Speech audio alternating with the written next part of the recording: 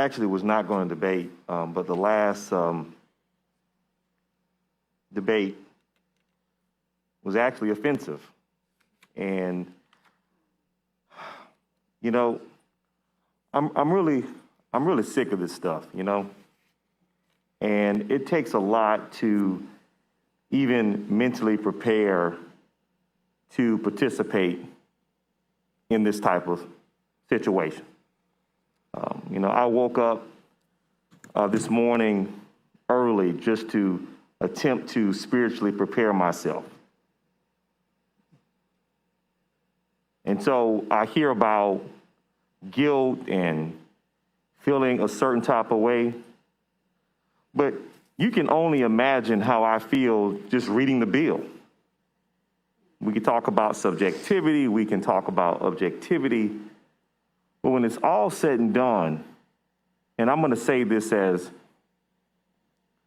professionally that I can, y'all have got to find another way to communicate to your base.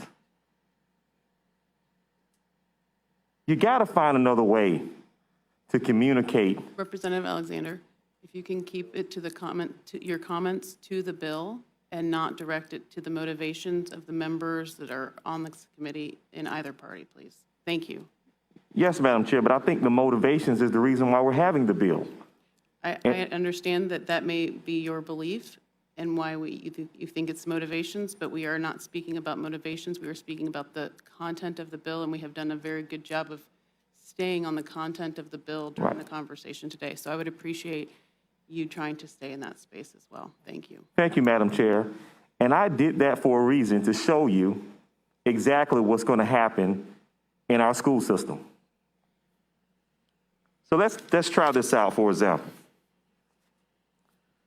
Let's go to the classroom, and the teacher talks about and explains what happened in slavery. They go through the basic details, starting in 1619. They give some input about slavery, some basic textbook things. And then an inquisitive student raises their hand. They say, well, Madam Teacher, why did it happen? Why did slavery happen? And then they may even add, how did it happen? And then the teacher steps back, and now what does the teacher do? Because there's going to be some subjectivity in opinion, in their view. When I was taught in school, I was taught that Lincoln freed the slaves. I was taught that there was a Civil War, and that determined, and the Civil War was fought because of slavery. Well, the Civil War didn't start because of slavery.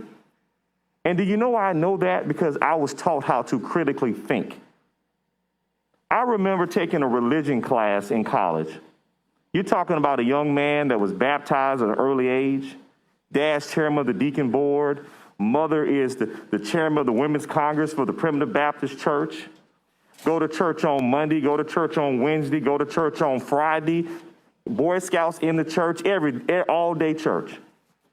And to sit in a religion class at my university and to hear different perspectives about the Old Testament and the New Testament, I had to develop the capacity to critically think for myself and determine what is and what's not. And so this is a huge waste of time. And I have to literally, and I'm going to debate the bill on the floor, but I have to literally, in the merits of the bill, but I have to literally ask myself, is this really worth it? You know, we have 29 physically constrained counties in Florida, and 28 of them vote the same way every single time. Think about it. People are struggling. They are living paycheck to paycheck. A lot of them don't have a paycheck. And so instead of addressing systemic poverty, instead of addressing all of these issues that impact people's quality of life, we are using these distraction tools because, you know what? If race didn't matter, if all these issues didn't matter, we wouldn't have this bill. If race didn't matter and this stuff didn't poll well to get people to come out and vote and cause a dadgum insurrection, we wouldn't have these type of bills. And so we do it over and over again, and we find the next boogeyman to distract from the reality that 28 of these 29 counties keep voting for you instead of addressing the issues that impact people's quality of life every day. I don't want to do this, but I don't think you can handle the truth. I do not like having conversations like this. It eats me up on the inside because I know there's some admirable, good people over there. And half of y'all are uncomfortable with voting for this bill yourself. But you don't want to get primaried in your election. And so, I'm going to stop. Because maybe I am inappropriate right now. But I'm going to speak the truth. The last thing is, for a representative to say that race doesn't matter, what ozone layer are you on? Representative Alexander, those comments are inappropriate. No, it's not inappropriate. Because his comments, Representative Alexander. Please. Listen, his comments were inappropriate. Your debate, Representative Alexander, But my question is, I'm going to stop here. Why didn't you stop him when he made his comments? His comments were just as offensive to me that my comments are to you. I'll stop. But this is Representative Alexander. No. We are done with debate. I'm going to stop. I'm going to stop. And I won't say anything. I'm going to end it here. And I respect you with the utmost respect. I'm going to stop. Let me say this.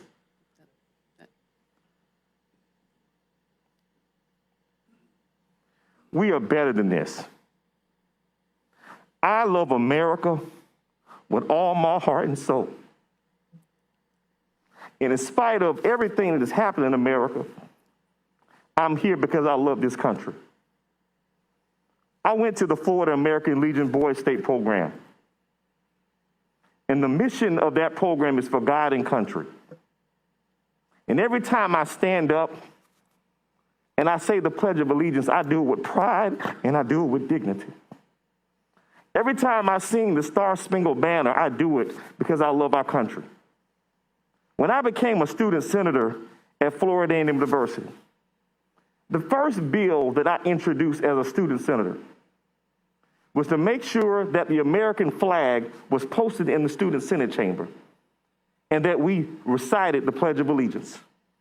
Because after my first two meetings, I realized that the student senate did not have the American flag posted in the student senate chamber.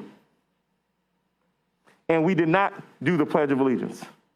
So what I'm trying to tell you is that I'm not anti-American, but I am an American. And my voice matters just as much as your voice. My opinion matters just as much as your opinion. My reality matters just as much as your opinion. And you can't handle the truth.